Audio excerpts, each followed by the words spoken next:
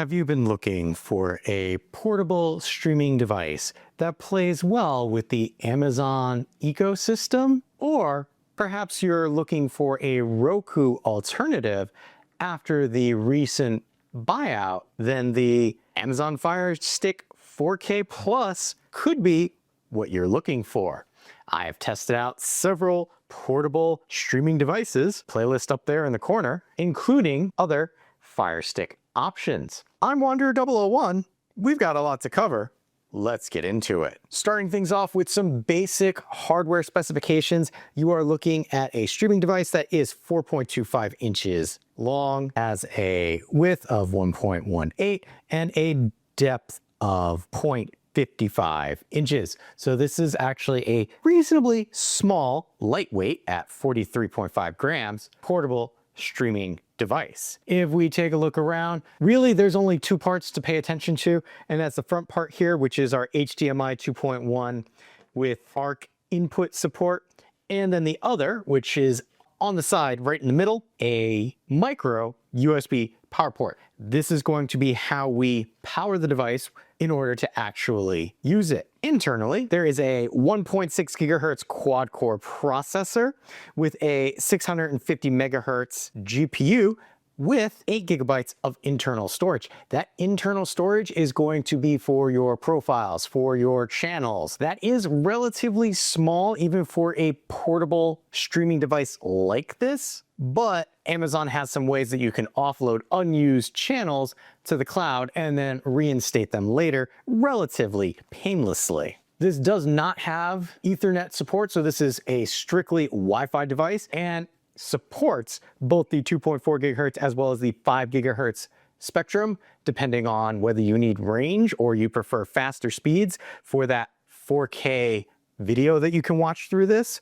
This also supports Wi-Fi 6. While not the newest standard currently, it is still leaps and bounds better than you'll find with most other smart home technology. As I mentioned before, this does support 4K Ultra HD at 2160p, but it can also support downscaled resolutions of 1080p and 720 at 60 FPS. And for my testing, at least partially, I was testing the 1080 on an older TV to see how it would function with, we'll call them antiques at this point. Audio, you have Dolby Atmos support with 7.1 surround sound, 2-channel stereo, and HDMI audio pass-through. So for the tech geeks out there that care about that, there's your spec dump. For the rest of you, plug and play, works very well. That's all you need to know. 4K video, good audio.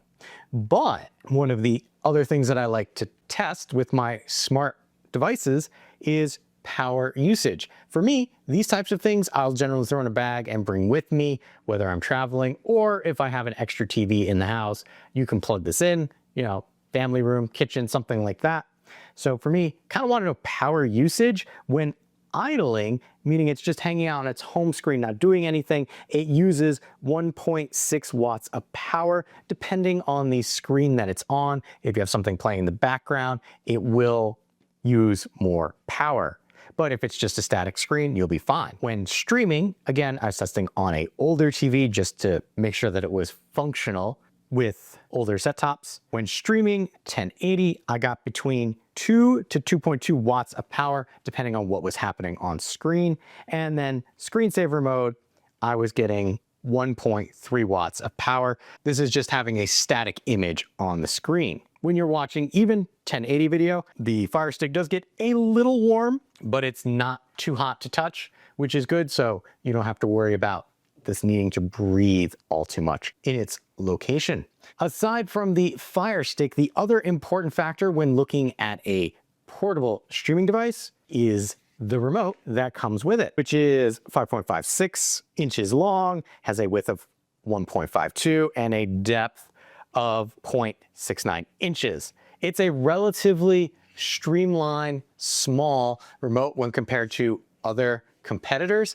At the top here, you have your microphone.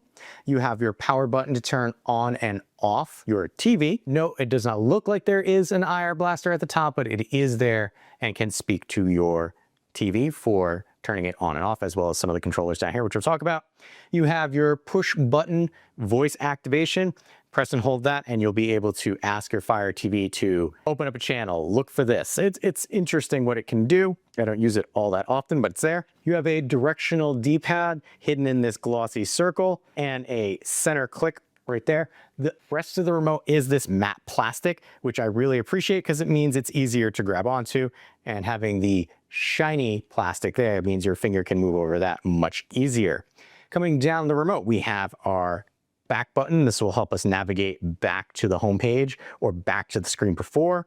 We have our home button. Pressing that, no matter where we are, will bring us back to the home location on our screen.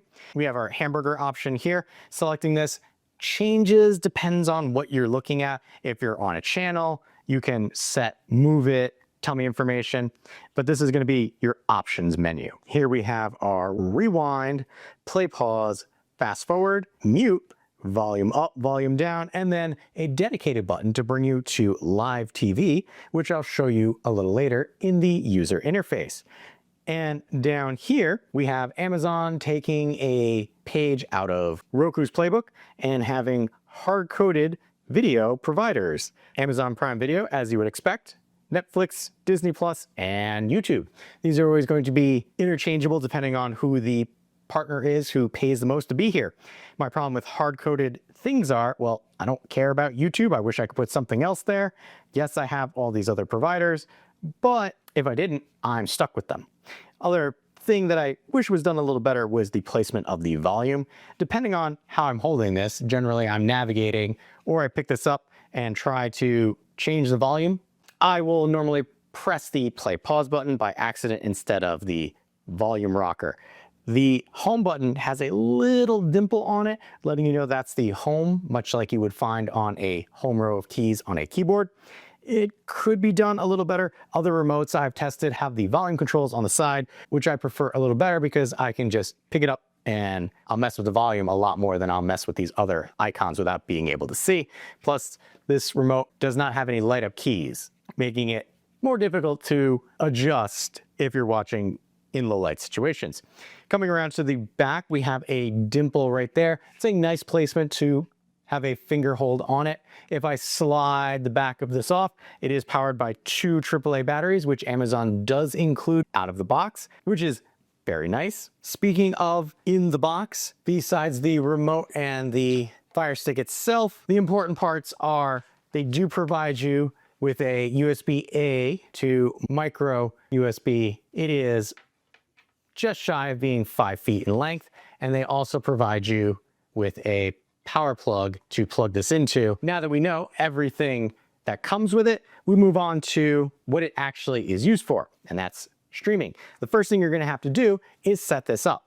And if you're coming from another Amazon device, setup is actually relatively simple because you plug it into your TV, you power it on, and it walks you through the process of putting your username, password, your Wi-Fi, all of that. Some of that information, if you use Amazon devices, will already be there, so you just have to click next, next, next, and then get things started. You will have to create a user profile, even if you've had other Amazon streaming devices and those have profiles. That does not get pulled in during the setup process. But the user profile, as well as app management, is all done through the user interface. What I will say is, if you've had other Amazon Fire streaming devices, the user interface is very similar to other devices. So if you are familiar with that, I will have a timestamp so you can skip this rather in-depth look at the user interface for the Fire Stick 4K Plus.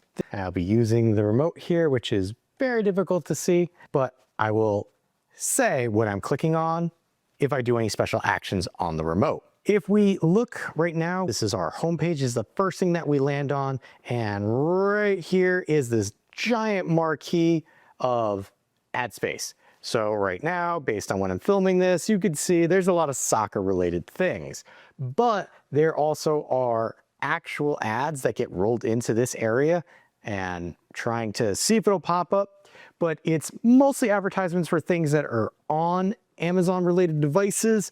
There was actually something in here for a bed at one point, but I'm going to click down arrow on my remote, and that's going to bring me here where I can, oh, there we go. There is an actual ad. but I can sift through this using the directional arrows on the remote if I wanted to. Coming down once more, we have our next up for you. This is Amazon saying, hey, I think you're gonna wanna watch these things. And what I'll say is none of these things are things that I actually wanna watch. Well, maybe Spider Noir, but I haven't actually been on this profile, which I'll show you later, which is one of the great things that Amazon changed, which was adding profiles to the Fire Stick so I can change all this around. So I've been watching another profile, not this one. But if we come down one more time, this is our apps area. So these are going to be the channels that you put on your Fire Stick for things to watch. Netflix, Amazon, as you might imagine, comes pre-installed. You've got Disney Plus. You've got all these other Amazon services. And here, since it's the first time I'm logging into this particular profile, it's letting me know if I press and hold the circle button like this, I can do something with this. So right now I can move to front, I can get more info, I can offload, or I can uninstall. So offload means this will live in the cloud. Uninstall means I don't want this channel or app at all. If we come up to move, well, then I can move this left or right. This is slightly different than the grid pattern that we had with the other Amazon Fire TV stick that I reviewed several years ago. If I press and hold here, if I select move to front, now it's going to take this channel and shove it all the way to the front, just like that. Just took a little bit for that to actually happen. There we go. Now that's my first placement. Under your row of apps, you have sponsored. So more ways to enjoy TV. It's going to show you. This is a mixture of that's an app channel. These are things that you get with Tubi, which will tell you right there. Free with ads with Tubi. This is going to be a lot of Amazon focused stuff. Coming down, continue watching. Well, I haven't watched Hulu on this, but I could. If I come over this way, yes, I have watched Vox Machina, The Boys, and Incredibles on this profile at one time, not through this Fire TV stick though. So it's nice to see that these are actually here. If I come down, we have an ad space for Watch Netflix, so you can start your streaming stuff right there. But I am logged into my Netflix app, and I don't know why it doesn't take that away or show that I logged in. But if we come down one more time, yes, I'm doing this during the World Cup, so we're gonna get that off of there as quickly as possible. Series Spotlight, again, these are gonna be Amazon related products that it's trying to get you to watch, which I understand. We have sponsored watch for popular movies. We've got movie picks for you, TV finds, and again, these are all going to be kind of tailored to you based on your watching history. If I come down here, we have sponsored. So here we've got a big old thing for Tubi. TV shows that it thinks you'll like. Again, haven't watched anything on this one, but yes, based on my past watching, Spider Noir, probably, Good Omens, probably. Some of these other ones I have to watch a little more. Coming down, we have sponsored this week on Fire TV. It's going to give you some options right here. Recently used apps. The more apps you use, the more you'll see them there.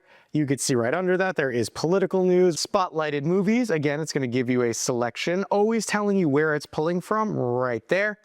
Movie selection, sponsored. So this is all going to be things sponsored. And it's a mixture of games, actual shows, or channels. Again, that'll show up there. There's Tubi as a channel. Now, these are kind of like rotating categories, but they'll pull information. So amplify Hispanic and Latino voices, free popular TV, prime top 10, sponsored, again, featured originals, movie picks, sports picks, popular movies. It goes on and on. Here's sponsored by Disney Plus, anime TV, guide, and your recent. So this is live TV that I watch. I recently did this right before setting up. So I had Mystery Science Theater 3000. And then if I wanted to, I've got a live TV guide. It's also in another place. I'll show you that later. Newly added channels, local channels, entertainment channels, music videos, romance, world, sports, movies on now. These are going to be live TV channels that you can get. Again, it'll tell you right where here. Airing on Pluto TV, which is a channel that I have on this Fire device. Top gaming videos, lifestyle, plus FIFA, recommended channels for you, movies for you. Again, pulling from different locations. Here, this one would show from Disney Plus, Prime Video. It's going to show you the services that you have, live and upcoming sports, sports in Espanol, and shopping tips and deals. This area down here, I will say, varies depending on the party who's actually watching it, because when I was on the other profile, there was a lot more political stuff in here. Now, I cannot jump all the way back to the top by pressing down on the remote, and pressing up will only bring me up one at a time. I either have to hit the back button to bring me all the way back up to the top, or hit the home button. We're gonna move things over to the right just because it'll make sense moving in that direction. Coming over to the right, we have movies. These are going to be mostly focused on things that you have. So movies for you, Disney, Disney, Disney. That was that strip that we saw on the homepage. We've got documentaries. This is gonna be mostly Prime stuff, comedy films. This is gonna pull in all of your movies into one location. And again, it's a tab now at the top. Coming over, we have TV shows, just like movies. It's gonna be TV shows for you. In this case, Black in the Day TV, drama, featured. Continue Watching was also there because I've watched Amazon Prime shows. Coming over, we have our channel guide. This is for live TV. So we have watch free. These are included with Prime. You can learn more, you can watch, or I can come down and here we can see this is everything, and it's kind of a recommended for you. But then we also have the channel guide. If we come back up to the top, let's say we don't want all, this would show recent. We're looking for something in particular, news, local, movies, TV shows, kids. So if you want to find something for your kids to watch, there you go. There's plenty of kid-related filters that they had. Movies, Espanol Prime, Pluto. So this would just limit out the Pluto, and then I could customize. So I could select the apps that I want my free TV to come from.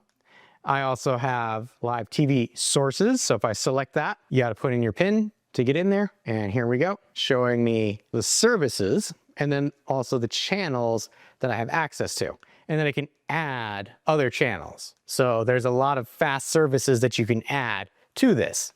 Coming over, we've got a guide. This will, again, show me everything in one place, kind of what I was looking at before, but there's a dedicated area for that.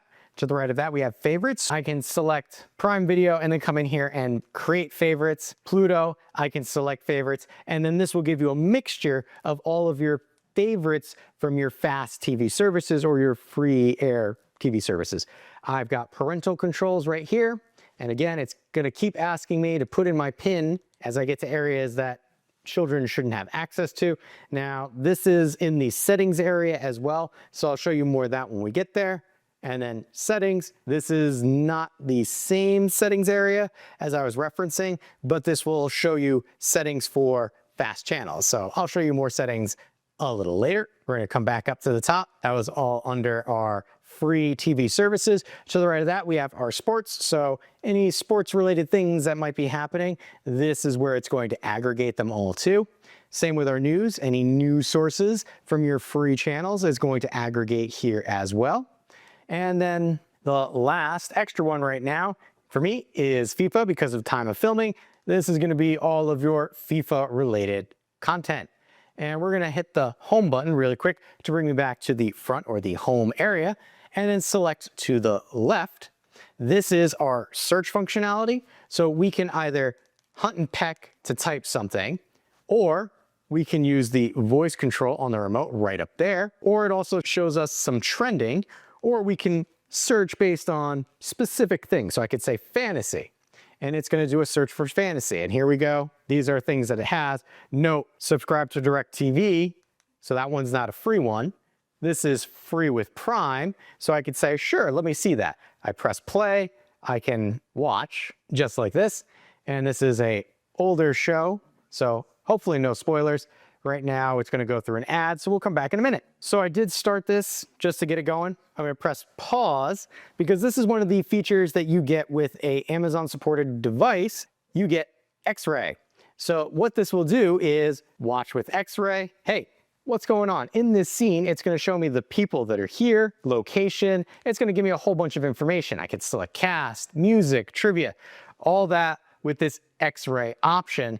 That is something that you don't get with other streamers, even if you're watching Prime Video. One of the other things that you can do, because this is a Amazon selected device, is I can use voice commands, start over, pause, close, and it brings us back to our home. To the left of our search, as I mentioned before, right up here at the top, one of the biggest improvements that Amazon has made, you now have profiles of who's watching. So even if you have an Amazon profile set up, you got to create one for the Fire Stick, because I do have one for my wife, but I haven't added it to this Fire Stick, so I have to do that. One other thing that I want to mention about profiles is right here, I do have Netflix on this account, but when I open it, 9 times out of 10, because the app is shared amongst the profiles, it's going to open up to the last person who was watching. So if you're switching off at your house fairly quickly, chances are you're going to see whomever's profile was there previously. But we're going to come back over here. We've got a selection now for movies and TV. That brings us back there. Coming down, we have games. So there is a special game selection area for you. So this is Play on Fire TV, and it's going to show you things that you can play with something like this. Definitely not recommended, but you could. We've got our App Store. So this is how you're going to be able to get things like Netflix, Prime TV, Hulu. My one problem with this is it's listing out things for you. So it's kind of tricky to find them. If you want to find something, you would have to come in here and search for Tubi, and you'd have to search for it that way. It's not great, but it is what it is. Coming down, you've got your My Stuff. So this is going to be things that you've saved to your Amazon account. So you've got a search here, you've got a For You here, and back we go. Smart Home, you can see anything that I have connected to my Alexa, I can pull up. So if I want to, here's my front doorbell. Give that a moment to load, and it'll pull up the feed for my smart doorbell. Keep in mind, you will need to have a device or camera, whatever, that is supported by Amazon Alexa. If you don't, then you're not going to be able to pull it up on the Fire TV. And that camera doesn't want to go, so we're going to do that one. And there you go. That is a live feed from my garage, which needs to be cleaned up. Selecting back on the remote, I can see other cameras all listed here. Some of them are showing a live feed, some of them are not, but I could do this one, bring up that feed, and there you go, live feed from outside. So that is a neat feature that this can do, because if you have it baked in with all the other Amazon skills, why not have a shortcut to it? Coming down, we have our settings. There are a lot of settings here. So they actually let you search for settings that you might be looking for. First is your network. This will allow you to attach your Fire Stick to a network or change your network. There's a lot of information in there, not going to show you that, but that's where you go. My Fire TV, well, again, this is going to ask me a lot of times to do this as I have parental control set up. But here's my Fire TV. We have about, legal, sleep. So do I want to set a sleep timer, or do I want to put it right to sleep? Hang up. Restart the device, or factory restore the device. Coming back, we have account. First is the Amazon account holder. I move that out of the way. You've got profiles, which will bring you back to this screen, allowing you to manage your profiles. You have sync your Amazon content. You have Prime Video. You have kids settings. You have parental controls, which is why I have to keep putting in a code, and then profile sharing. And there it kind of tells you exactly what it is, allowing adults to share profiles. Applications, well, those are going to be all the stuff that you have installed on this. Over there on the side, you can actually see how much space is being taken up. Now, I'm going to say one of the downfalls of this, you cannot remove Amazon related channels or apps. I wish they would, but we can manage all of our stuff here. We can clear all of our application caches. We have Amazon Silk. This is a web browser that's in like your Kindles and things of this nature. We've got our App Store. So if I come over here for my App Store, I can automatically update things. I can check my external marketing, in-app purchases, manage my subscriptions, simple sign-in, notifications, and then auto download. So that'll auto download any updates. And then down here we have auto offload, which will automatically offload unused apps to save on space. Coming back, we have our display and sounds. So we have Alexa's home theater. If I select this, I can create a home theater. Screensaver, selecting this. I've got current collection, which is Amazon. I can change it to daily memories, my photos, recent photos, or a trip I took. Style, speed, start time, date and time if you want. You got your display information in here, video resolution, match original frame rate, color, format, calibrate, dynamic range settings, game mode, and sleep mode behavior, audio, navigation sounds, which are the bedeep-bedeeps that you hear. Surround sound, dialogue boost on or off. This will make things easier to hear. Advanced audio, if I come in here, there's going to be more settings. So volume leveler and then Dolby, if you want to play with that. AV sync tuning, all there. Enable display mirroring, HDMI, audio and video diagnostic, and matter casting. Coming down, we have our control and Bluetooth devices. We have one remote paired to this. You can link a game controller, or you could do other Bluetooth devices. Moving on, we have our preferences. So parental controls on, put a pin on, view restrictions. So I can set view restrictions if I wanted to. Pin protect application launches, don't have that right now. Pin protect Amazon Photos, I don't have that. And then change pin. Privacy settings. So we have manage sharing. So that's off. Stored email, not going to show you that. Device usage info, collect app usage data, interspace ads, you can turn that off right there, which is what I did. And enable Amazon Photos. Data usage monitoring, on or off. Notifications, on or off. Featured content, this is that bit at the top. So allow video to autoplay, you could say don't do that, and then allow audio to autoplay. So if I turn those both off, I gotta click into it. Time zone, language, and then metric or imperial, depending on where you are is what you'll wanna use. Equipment control, right now it's set for automatic, but I can come in here and say add equipment, TV, or advanced settings. This will allow you to use your remote to control what it does. Mute, volume up, volume down, live TV. We were in this area before where I had all this information, but this is another way that you can get to it. Notifications, I have notifications. So Alex A is running, update available system. So this is all just information for you. Speaking of Alex A, you can access it right here, get into the app. It's gonna give you a little information. Come over, accessibility. You've got closed captioning, on or off, Alex A captioning, dialogue boost, voice view, on or off, text banner, screen magnifier, high contrast, audio type, and then support feedback.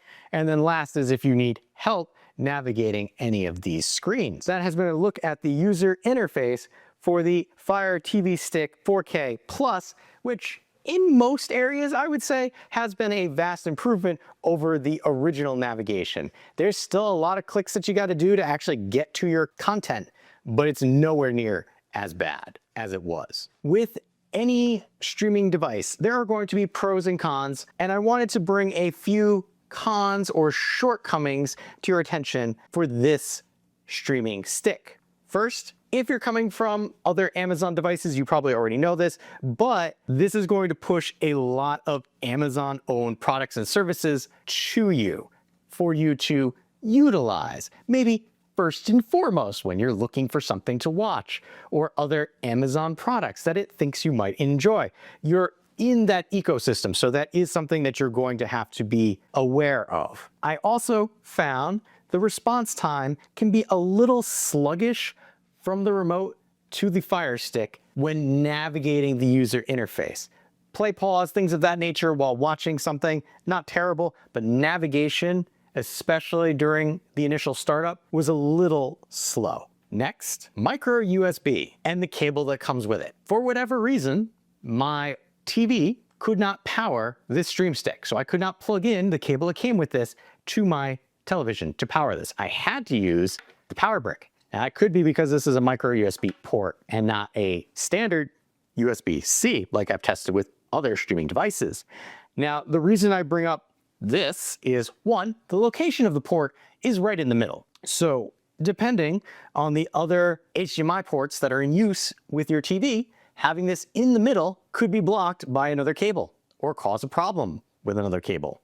The other thing, having to actually plug it into the wall to use it means that the just shy of 5 feet cable length might not be enough for some people, depending on where their actual power outlet is to power this device. That seems like a very large shortcoming, no pun intended, in my experience. The last con, and it's kind of similar to the initial pushes a lot of Amazon content, are the ads on pause screens while you're watching things. Or if you're idle on the main home screen of this device, you're gonna not see a screensaver. You're gonna see ads like they were a screensaver. The screensavers kick in when you're in an actual channel. Netflix, Pluto, something like that. If you're on the main homepage, it's going to take that time to show you ads. So you cannot escape that. And I know that ads are a way to subsidize, but Amazon is big enough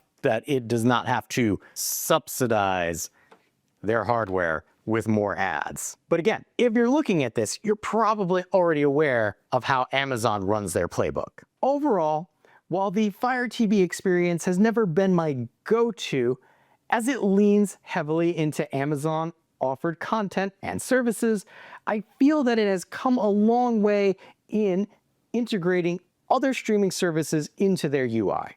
I also understand that some might enjoy the idea of being fed options of what to watch next without having to go into a streaming service. So for those reasons, I can recommend the Amazon Fire Stick 4K Plus for those looking for a streaming option that are not based on Google TV or Roku's streaming platform after their recent buyout. And if you are coming from one of those ecosystems, the learning curve for this device is not terrible at all. So if you're looking for a portable streaming device, I can recommend the Fire Stick 4K Plus. Does this sound like the streaming stick you've been looking for? I will have a link where you can pick one up for yourself in the description area below. If you appreciate the time and effort that goes into making comprehensive videos like this, make sure to hit that like button to help other people find the video as well. If you like what I'm doing here and want to be notified of my next review, hit that subscribe button. Still not sure this is the right portable streaming stick for you? On screen now, you'll see 2 other reviews that I have done to help you make a more informed decision for yourself.